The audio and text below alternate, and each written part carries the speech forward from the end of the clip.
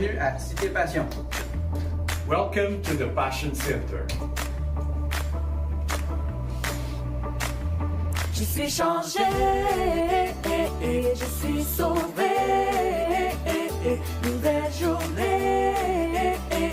Je suis changé, I've been changed, I've been saved, brand new day. I've been changed, I've been changed.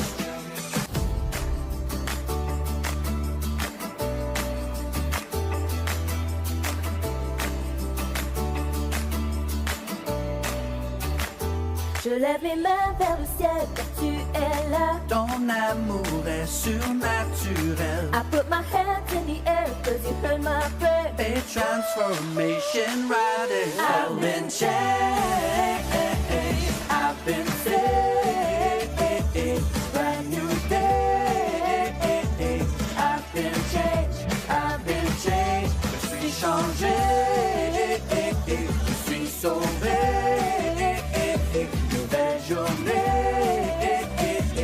I've been changed, I've been changed.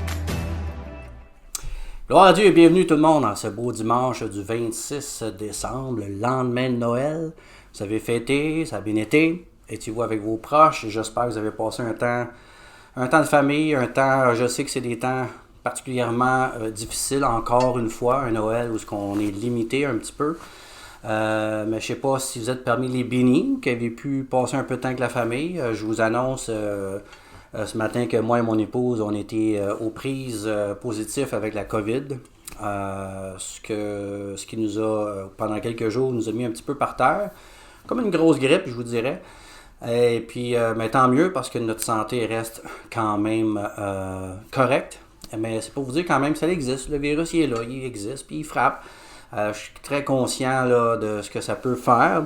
Mais en même temps, je suis reconnaissant aussi que Dieu, sa main est avec nous autres, puis il nous protège. Et je suis content d'entendre que des gens ont eu du bon temps en famille. C'était un Noël difficile pour nous autres. Ma femme disait tantôt que c'est un des premiers Noëls qu'elle n'a pas passé avec ses enfants. Moi aussi, j'ai pas pu voir mes enfants, donc pas facile, pas toujours nécessairement facile.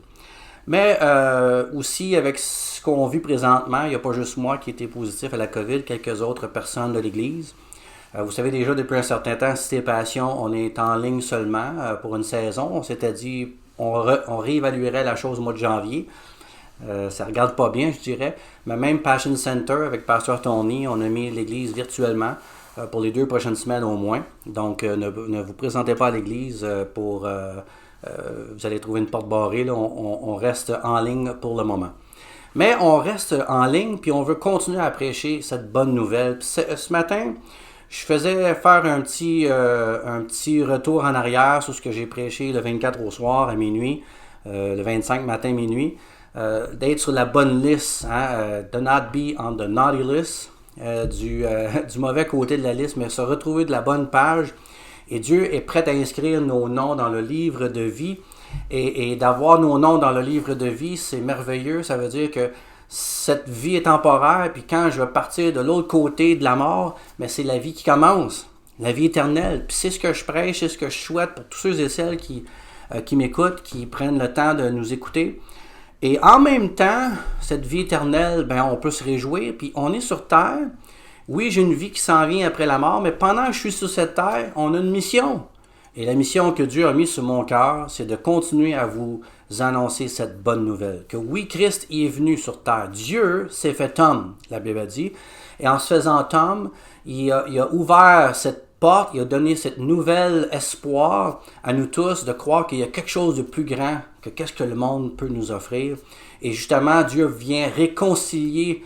Il vient se réconcilier avec l'homme qui s'est séparé de Dieu, malheureusement à cause du péché. Et je vais faire ça en 2 temps parce que ce matin, si vous êtes sur la bonne liste, mais il y a quelque chose que je veux vous partager aussi. Dieu m'a donné 3 passages prophétiques pour vous. C'est-tu un message de la bonne année? Ça pourrait. Si vous voulez le percevoir comme ça, tant mieux. Dimanche prochain, on verra ce que Dieu va mettre sur mon cœur. Mais je vous prêche ce matin 3 versets que Dieu a préparés, a mis sur mon cœur. Et dans un premier temps, ça me parle à moi. Mais je prie que ça parle à chacun de vous aussi. Déjà là, avec ce qui se passe en ce moment, je me suis beaucoup posé la question, c'était passion, on continue-tu, on arrête, qu'est-ce que je fais, Seigneur? Et Dieu est venu me parler encore, puis il a vraiment insisté que je continue. Je sais qu'il y a tellement de bonnes églises out there. J'écoutais encore des messages des belles églises qu'on retrouve aux États-Unis. Wow, c'est pas pantoute la même chose qu'au Québec. On n'est vraiment pas à la même place. On est vraiment une terre sèche, une terre aride, une terre remplie d'incrédulité. C'est fou! Puis Dieu dit, Stéphane, continue à être cette lumière dans ce monde qui n'est pas facile parce que son message emmène la délivrance. Son message va vous emmener quelque chose d'extraordinaire, puis c'est ce que je prie pour vous ce matin entre autres. Fait que 3 choses que je veux vous prêcher, mais en commençant, le texte d'ouverture, c'est que vous savez, Jésus, il n'est pas juste né dans une crèche, il n'est pas juste resté dans une crèche ou à Bethléem. Jésus est parti de Bethléem et il s'est préparé pour Golgotha. Jésus était dans une crèche et il s'est préparé pour se rendre à la croix. Et un des premiers textes qu'on retrouve dans sa préparation de comment Jésus s'est emmené à vivre son destin à lui, on le retrouve dans Luc, le chapitre 2, verset 52. Jésus croissait en sagesse, en stature et en grâce devant Dieu et les hommes. À l'âge de 12 ans, Jésus disparaît à le temps de Pâques. Sa mère, son père, ils capotent. Il est où Jésus? Jésus était dans un temple en train de prêcher à des pharisiens, à des scribes, à des gens sages, à des gens connaisseurs des Écritures, puis il leur racontait les merveilles de Dieu. Et les parents sont venus chercher Jésus. Ils ont dit, « Qu'est-ce que tu fais là? Hey, ne savez-vous pas que je dois faire le travail de mon Père? » Jésus était déjà à l'âge de 12 ans, il était déjà dans le mindset de faire le travail de son Père. Wow! Et suite à ce récit, la parole nous dit que Jésus a grandi, a increased, on dit en anglais, en sagesse, en stature et en grâce devant Dieu et devant les hommes. Et les 3 choses que je me permets de vous dire aujourd'hui, c'est en ayant Jésus dans votre vie, ayant reçu ce cadeau divin, je crois prophétiquement, je veux vous dire cette parole dans votre vie. Dieu veut que vous croissiez maintenant, que vous puissiez croître dans la sagesse qu'il a pour vous, que vous puissiez croître dans la stature et la force que vous avez besoin, et aussi dans la grâce ou dans la faveur devant lui et devant les hommes. Je veux prophétiser ça sur votre vie aujourd'hui pour que justement, dans les temps qui s'en viennent, dans les diverses épreuves qui se préparent devant vous, mais Dieu a un plan parfait. Puis il ne veut pas vous laisser sans rien. Il ne vous laisse pas sans armement ou sans armure. Il ne vous laisse pas tout seul. Amen. La Bible a dit, « Je quitte vers le Père, mais je vous donne mon Saint-Esprit qui va vous accompagner, qui va vous donner tout ce que vous avez besoin pour vivre justement ce temps pas particulièrement difficile. » Puis quand tu es chrétien, puis quand tu as Jésus dans ton cœur, il faut comprendre quelque chose, c'est que on est parti du royaume de ténèbres, du royaume du péché, de l'état de pécheur qu'on est, sous la gouvernance du mal, et on est sorti de là, puis on s'est retrouvé dans le royaume de Dieu. Et ce qui fait qu'aujourd'hui, on est comme des aliens. On est comme des étrangers à cette planète. Mais par contre, Jésus pourrait, du moment que tu l'acceptes dans ton cœur, il pourrait nous enlever de la terre. Mais non, je vous laisse sur terre parce que vous êtes mes ambassadeurs. Et me voici, et parmi tant d'autres, on est là pour représenter Christ, son caractère.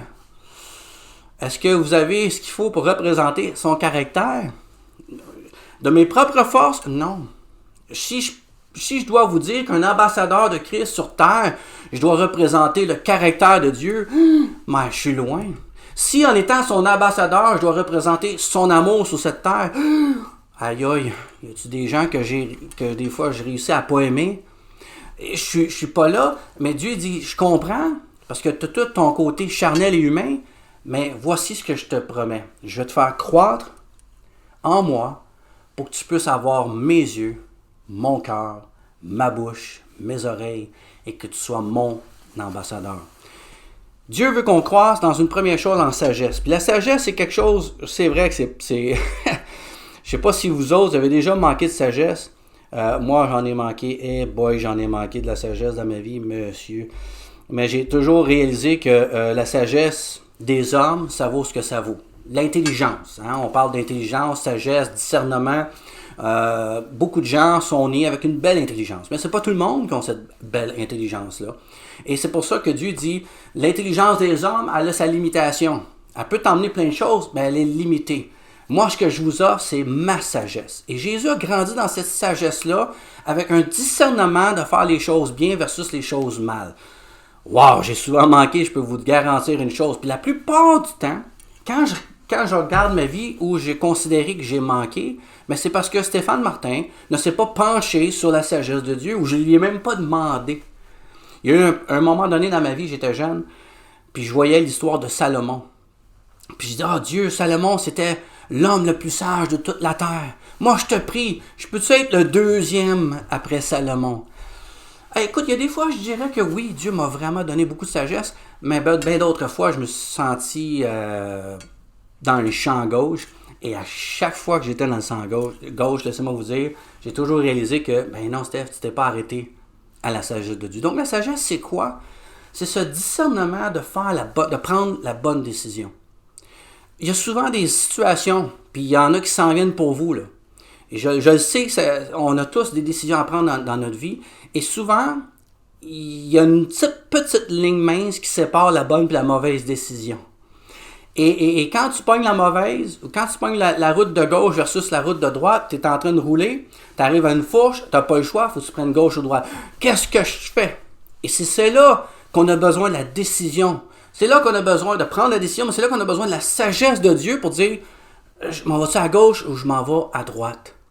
Et souvent, on y pense pas, mais c'est dans ces moments-là où il faut s'arrêter un temps soit peu et dire, Dieu, donne-moi ta sagesse. Donne-moi ce discernement pour prendre cette bonne décision. Avez-vous été dans des relations où ce que vous avez dit plus tard, j'aurais donc pas dû? Avez-vous déjà pris une job ou travaillé quelque part puis dit, j'aurais donc pas dû faire ça? Avez-vous dépensé un montant pour quelque chose puis vous vous êtes dit, pourquoi j'ai acheté ça? Et toutes ces décisions-là qu'on fait, ben on vit avec. Puis il y a des conséquences à toutes ces choses-là. Et ce que j'aime de la grâce de Dieu, je vais vous en parler plus tard, c'est que malgré nos mauvaises décisions, Dieu il est tellement bon parce qu'on lui appartient, il nous ramène, il finit par nous ramener, mais il y a des conséquences qui s'en suivent. Je suis un gars d'expérience de mauvaises décisions. Puis je sais qu'il y en a qui m'écoutent, que vous savez de quoi je parle lorsque vous prenez de mauvaises décisions. Et pourquoi prendre ce chemin de mauvaises décisions si on pourrait s'arrêter et dire, Seigneur, donne-moi donc ta sagesse. Donne-moi donc ce discernement. Salomon, justement, avait eu la parole de Dieu qui lui a dit, voici Salomon, tu vas être le roi. Tu vas remplacer ton père David. Puis tout le monde sait que David, c'était l'homme selon le cœur de Dieu. Puis Salomon savait, étant son fils, wow, je vais chausser de grandes chaussures, que c'est tout un mandat que tu me demandes, Dieu. Il dit, ben demande-moi ce que tu veux et je te le donne. Puis je ne sais pas vous ce que vous répondriez, mais probablement j'aurais dit, Dieu, donne-moi tout l'argent que j'ai besoin là, parce que je veux prendre soin de tout ça. Ou Dieu, donne-moi la force, la santé. Ou Dieu, donne-moi des gens qui vont m'aimer autour de moi. Ou des gens qui vont avoir une capacité pour m'aider. On aurait toutes sortes de prières, toutes sortes de requêtes. Comme le fameux génie que tu frottes la lampe. Ben, t'as 3 vœux. Dieu il en donne un. Imagine le Tout-Puissant. Il vient te voir et dit, je te donne ce que tu veux. Demande-le, puis je te le donne. Moi, je capote quand je pense à ça. Et Salomon a dit, je veux la sagesse. Wow. Et parce que Dieu a été ému de sa réponse, parce que Salomon a dit, je ne peux pas gérer ce peuple de ma propre sagesse. Je ne peux pas régner, je ne peux pas remplacer David, je ne peux pas être ton représentant sur terre sans avoir ta sagesse. Et non seulement Dieu a donné la sagesse, mais il a donné tout le reste, la prospérité, tout ce que vous pouvez vous imaginer.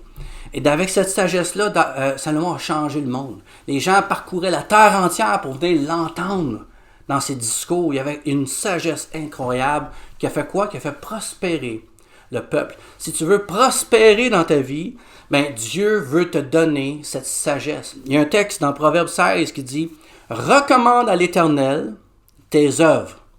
Et tes projets réussiront. » La première parole que je vous donne prophétique dans votre vie, c'est celle-ci. Recommande à l'Éternel tes œuvres et tes projets vont réussir. Tout le monde, sans exception, vous voulez réussir. Dans votre carrière, vous voulez réussir dans votre relation, dans vos relations, vous voulez réussir dans vos finances, vous voulez réussir dans la santé, vous voulez réussir dans toutes les sphères de votre vie, socialement, familialement, professionnellement. On veut réussir dans toutes ces sphères-là. Et voici ce que Dieu vous dit ce matin, aujourd'hui, cet après-midi. Recommande tes projets. Autrement dit, avant de dire que je vais le faire, demande à Dieu. Dieu, qu'est-ce que tu penses de ça? C'est pas facile. C'est pas facile parce qu'on est sur un monde de qui-vive, du rapide, du presto, puis du fast-food, puis on veut ça tout de suite live quand même, let's go, puis j'ai pas de temps de niaiser. Dieu, qu'est-ce que tu en penses? Il m'est arrivé quelque chose, moi, dans ma vie professionnelle, et j'ai demandé à Dieu, qu'est-ce que je dois faire dans ma vie professionnelle? Et il m'est arrivé des situations où j'ai eu besoin de la sagesse de Dieu parce que j'étais exposé à des tests, j'étais exposé à des épreuves, puis des épreuves, je vais vous dire, me surpassaient. J'ai dit, j'ai pas l'intelligence. Je me rappelle, je faisais un examen pour ma carrière, puis c'est-tu l'âge, c'est-tu mon cerveau qui est plus lent que d'habitude? Je trouvais ça extrêmement dur. J'ai dit, Dieu, si c'est ce que tu veux, tu vas me donner la sagesse pour répondre adéquatement. Et la beauté de la chose, c'est que quand tu fais ça, tu sais que tes projets vont réussir parce que tu as pris le temps de les mettre dans les mains de Dieu. Jeremy Camp chante une chanson extraordinaire, « Out of my hands and into yours ». Ce qui est difficile pour nous, l'humain, à cause de notre orgueil, c'est de lâcher prise. Il faut qu'on apprenne à lâcher prise. Puis lâcher prise, c'est pas de laisser ça à n'importe qui. Puis Dieu, c'est encore plus difficile parce qu'on le voit pas. Des fois, on le ressent pas. La plupart du temps, on ressent pas Dieu. C'est juste à la base de la foi. C'est juste là-dessus qu'on va pouvoir dire, ben, je te le donne, là, mais en même temps, on garde une petite main dessus là, quand on donne à Dieu. Puis, alors, lâche, laisse-le faire. Recommande à l'Éternel et je vous prophétise que vous allez avoir quelque chose d'extraordinaire qui va prendre place dans votre vie si tu apprends. Et cette sagesse-là va se bâtir dans ta vie. Puis, fur et à mesure qu'une décision va prendre place devant toi, un choix va arriver devant toi, tu vas avoir le réflexe de « Wow, attends une minute, qu'est-ce que tu veux, Dieu, que je fasse? Est-ce que je devrais faire ça? Est-ce que je devrais m'en aller par là? » Et ça va changer votre vie. La deuxième chose que Jésus a reçue, ou qu'on voit où il a grandi en stature. Et dans le texte, ça parle de physiquement, bien entendu. Jésus a grandi. En passant, là, Jésus, c'était pas le petit fétiche dans un des films de Jésus de Nazareth. Là, il est tout petit, le Jésus, puis tu pourrais pousser dessus et tomber à terre. Jésus était un charpentier, il travaillait avec la maçonnerie aussi, la pierre. C'est un homme que je crois qui était pas mal fort. Et il a grandi également. La Bible nous dit même qu'il a croître aussi en stature. Donc, c'était quelqu'un qui était sans équivoque. Il y avait cette stature-là, physique, et cette force. Une force qu'on a tous besoin. Je crois que dans notre génération d'aujourd'hui, surtout avec COVID en plus, ben, notre corps s'affaiblit, puis notre corps, avec la génération du facile, puis du fast-food, ben, on ne travaille plus dans nos fermes comme dans l'ancien temps, puis c'est des jobs sédentaires, puis on fait de l'exercice, on fait du gym, mais on a besoin de cette force pour nous faire nos choses que Dieu veut qu'on fasse. Et puis, mais par contre, des fois, on ne réalise pas aussi, ou du moins, on va plutôt percevoir nos faiblesses. Je ne sais pas pour vous autres, mais souvent, je me considère faible. Je ne me sens pas assez fort pour attaquer un projet, ou je ne me sens pas assez capable de faire quelque chose. Je ne sais pas si vous vous êtes senti comme ça. Et Gédéon s'est senti comme ça une fois. Dans Juge, le chapitre 6, Dieu dit « Gédéon, j'ai quelque chose pour toi. C'est toi qui vas emmener la délivrance au peuple. » Puis Gédéon était le membre le plus jeune, le plus petit, de la plus petite famille, de la plus petite tribu de tout Israël. Fait que c'était le plus minable de tous. Et Dieu, il dit à Gédéon, « Lève-toi, vaillant héros. » Je pense que tu t'es trompé de numéro. Puis, dans la tête de Gédéon, il ne voit pas, mais c'est ce que j'aime de la part de Dieu, c'est que Dieu aime prendre des choses qui peuvent sembler faibles aux yeux des humains, parce que lui, Dieu, il veut descendre, il veut injecter, il veut downloader, télécharger en toi sa force. Et il a dit au chapitre 6, verset 14, « L'Éternel se tourna vers lui et dit, « Va avec cette force que tu as. Dieu dépose, et je déclare sur vous ce matin, cet après-midi, je déclare sur vous qu'il a une force qu'il place en vous. Et cette force, il va la faire croître. Arrête, puis je vous le dis, arrête de te regarder le miroir et de dire « je suis pas capable ». Arrêtez de dire « c'est plus fort que moi ». Arrêtez de penser que l'épreuve est trop grande pour toi. Dis non, j'ai cette force que Dieu me donne.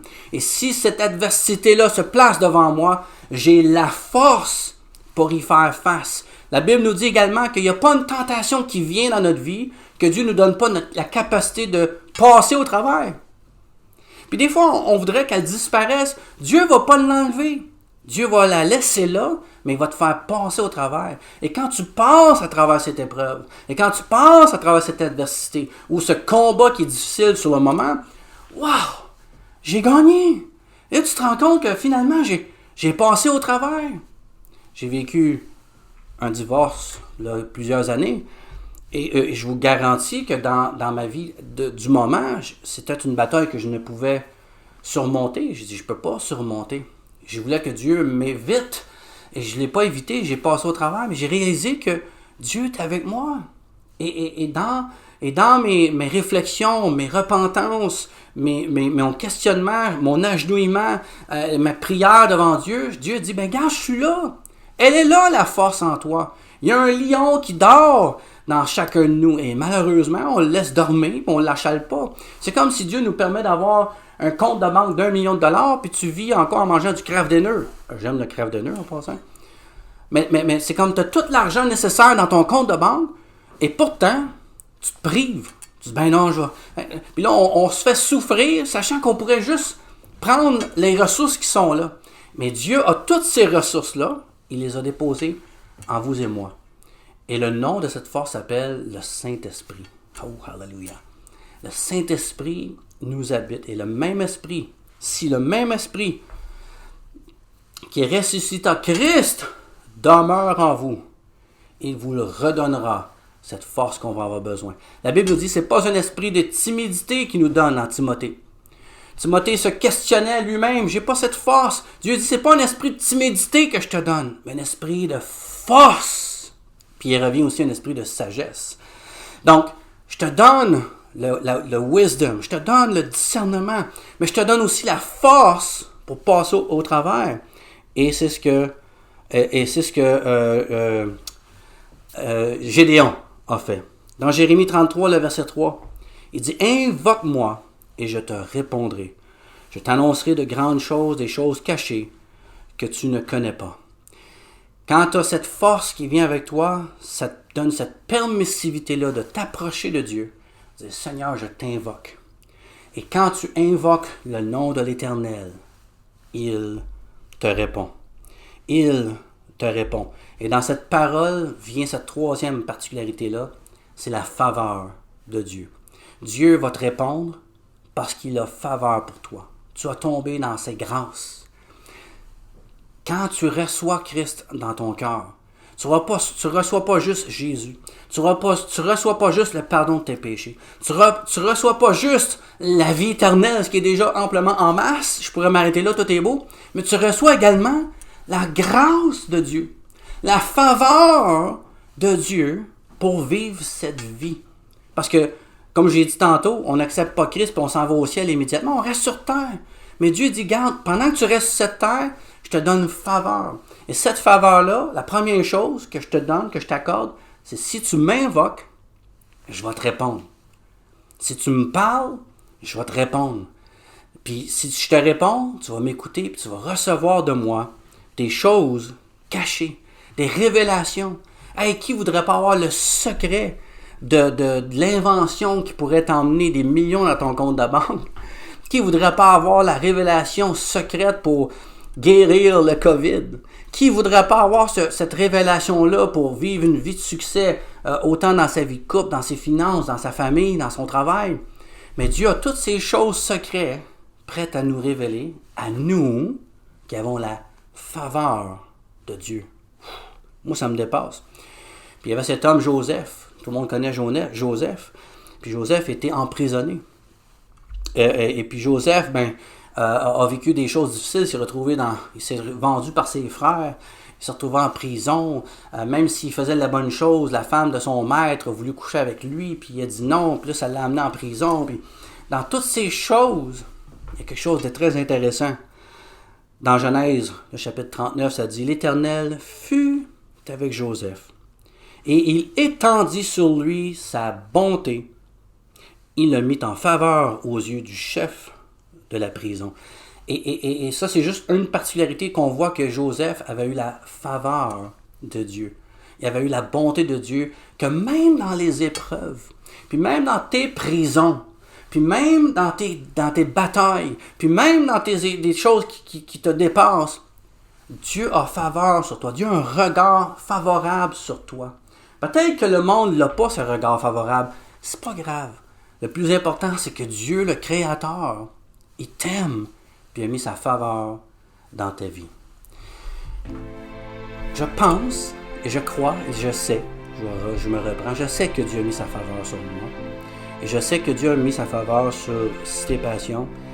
Et c'est avec beaucoup d'honneur, de privilège que je me mets à servir Dieu de cette façon-là. Et sans le savoir, j'ai demandé à des gens de témoigner pour notre premier anniversaire de Cité Passion. Y a-t-il des gens qui ont été touchés du ministère qu'on fait aujourd'hui? J'ai toujours le « on » parce que Stéphane Martin, c'est peut-être la personne qui est à l'écran, mais j'ai le soutien de ma femme qui est en prière constant. Ma femme, c'est une guerrière en prière.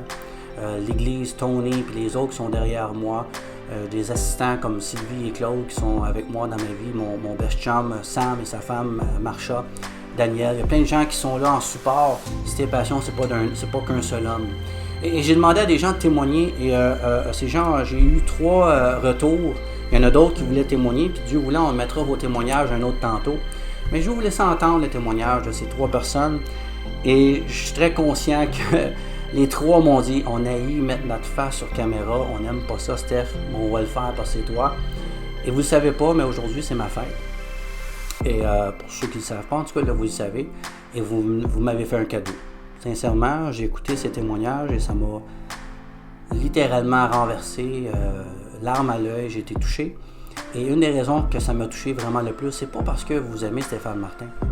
C'est parce que vous avez reçu le message que Dieu mène sur mon cœur et qui a pu emmener votre vie un peu plus loin avec Dieu. Et j'ai pas d'autre objectif, j'ai pas d'agenda secret caché. Mon agenda à faire ce que je fais aujourd'hui, au détriment de faire rire de moi, au détriment d'avoir 4 vues ou 5 vues ou 3 partages, c'est pas grave. Je le fais parce que je sais que Dieu prend ce qu'il met sur mon cœur, puis je me rends compte avec vos témoignages que ça touche des gens, puis je sais qu'il y en a plein d'autres. Puis ce n'est qu'un seul commencement. Puis en passant à vous qui avez fait votre témoignage, puis aux autres, mais quand vous témoignez, vous apportez de l'espoir à d'autres. Quand on ouvre notre bouche et qu'on dit ce que Dieu a fait dans notre vie, il se passe quelque chose. Laissez l'Éternel prendre sa place dans votre vie. Je vous laisse avec ces 3 témoignages et je vous reviens dans quelques instants. Bon premier anniversaire, Cité Passion. J'aimerais prendre le temps de vous remercier pour vos partages de la parole de Dieu de façon authentique, passionnée et remplie de bienveillance surtout. Vos enseignements, ils sont clairs, ils sont entrepris de façon humble et aussi de façon humaine. C'est ce que j'aime vraiment beaucoup chez vous. Le partage que vous apportez par vos invités, par la musique par exemple, rejoint vraiment mon cœur. Merci, Pasteur Martin, sa famille et à toute l'équipe derrière vraiment le beau projet que vous avez. Que Dieu vous bénisse. Bonne continuité. Merci. Merci Stéphane, merci pour tes messages qui sont pour moi une source d'encouragement lors des moments qui sont plus difficiles, lors des moments de la vie où on passe par des périodes ou des épreuves si on veut, et puis que là notre foi s'affaiblit ou notre foi est remise en question, on se pose beaucoup de questions, donc on est un peu perdu. Et grâce à toi, grâce à tes messages, ça m'aide à retrouver mon chemin que souvent il est perdu. Donc, je tiens à te dire merci pour ça, merci parce que tu as été là pour moi avec tes messages dans des périodes très difficiles, dans des périodes où même je trouvais que ma foi diminuait, si on veut. Donc, grâce à toi, grâce à tes messages, j'ai pu continuer dans mon chemin puis dans le chemin de ma foi. Donc, merci Stéphane. Je voudrais remercier Steph et Cité Passion de faire désormais partie de ma vie. Il y a quelques mois, j'ai vécu une période difficile. J'ai travaillé beaucoup sur moi-même. Mais malgré tout ça, il manquait quelque chose dans ma vie. J'écoutais les témoignages de Steph, puis à un moment donné, je l'ai contacté. J'ai dit, Steph, écoute, ça va vraiment pas bien, puis il faut que je me sorte la tête de l'eau parce que j'ai 2 enfants à m'occuper. J'ai des grosses responsabilités. Puis Steph, il m'a dit, écoute Marie, si t'es plus capable, prends tes soucis puis mets-les entre les mains de Dieu pour un certain temps. Allège tes souffrances, ça va beaucoup t'aider. Sur le coup, j'ai dit ok, je sais pas comment faire ça, mais il l'a bien expliqué dans un témoignage. Je peux être assis, debout, peu importe. C'est vraiment de reconnecter avec Dieu, avec avoir la foi. J'ai eu l'enseignement catéchèse tout le long de mon primaire et secondaire. J'ai fait le baptême, la communion, la confirmation. J'ai toujours été catholique, mais j'avais perdu la foi à un moment donné après avoir vécu plusieurs épreuves comme difficiles dans ma vie. Et à ce moment-là, j'ai dit ok, pourquoi pas, c'est rien de dangereux d'avoir cette dépendance-là dans ma vie qui est Dieu. Je me suis mis à prier beaucoup. Puis un soir, j'ai dit ok, Jésus, prends mes problèmes, le temps que je me relève. Je te promets que je fais pas me sauver de mes problèmes. Je veux juste pour un certain temps que tu m'aides à me relever. Donc, je te donne mes problèmes, je vais me relever, je te le promets. Montre-moi ta présence, fais-moi un signe comme quoi tu es là avec moi. Et quelques jours plus tard, j'ai eu des signes que ça serait long à expliquer, mais je voudrais remercier Steph, Cité Passion. Merci Steph d'avoir pris de mes nouvelles de temps en temps. Merci d'avoir été là pour moi. Puis, écoute, lâche pas. Félicitations pour le 1 an de Cité Passion. Puis, joyeux Noël à tout le monde. Merci. Amen. Merci grandement. Et vous m'avez vraiment fait un cadeau à ma fête. Et j'en suis vraiment reconnaissant. Et si vous avez des requêtes de prière, mes amis, je vais prier pour vous dans quelques secondes, mais vous avez des requêtes de prière, écrivez-moi, écrivez-nous. L'Église Cité Passion, on va revenir, on est en ligne, mais on va revenir en présentiel, je le crois. Et on va arranger des choses pour que ça puisse bien aller aussi. Mais juste sachez que même dans les moments les plus difficiles, peut-être que tu te sens le plus moins aimé, le moins aimable sur la terre, où tu as fait tellement de péchés et de gaffes dans ta vie que qui peut m'aimer moi? Moi, je suis prêt à vous aimer. Dieu vous aime déjà, et parce qu'il habite mon cœur, je suis prête à vous aimer. Avec tous vos défauts et tous vos manquements, Dieu nous change, Dieu nous amène à grandir. En quoi? Il va nous permettre de grandir en sagesse, en stature, en force et dans sa faveur. Gloire à Dieu. Je prophétise ces paroles-là sur votre vie. Au nom de Jésus, Père, tu vois tous ceux qui nous écoutent en ce moment. Et je prie dans le nom de Jésus que ces paroles soient effectives dans leur vie maintenant. Que Seigneur, ils puissent retrouver cette sagesse qu'ils ont besoin dans chacune des décisions de leur vie. Autant dans leurs finances, Seigneur. Puisses-tu changer leur situation financière s'il y en a qui vivent des difficultés. Puisses-tu changer, Seigneur, leur relationnel, Seigneur, afin que, Seigneur, ils marchent dans cette joie, dans cette unité, dans cette paix. Et puisses-tu, Seigneur, donner cette faveur, non pas juste auprès de toi, mais auprès des hommes qui les entourent, oh Dieu. Alléluia. Et cette faveur, Seigneur, nous en sommes tellement reconnaissants.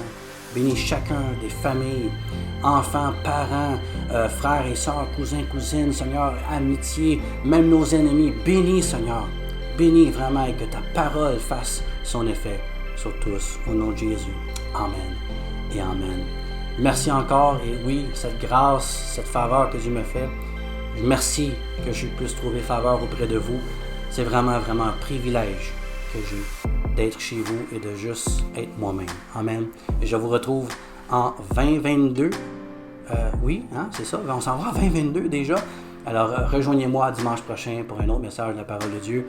Et sur ce, que Dieu vous bénisse et passez un bon temps de fête encore pour ceux qui sont en vacances.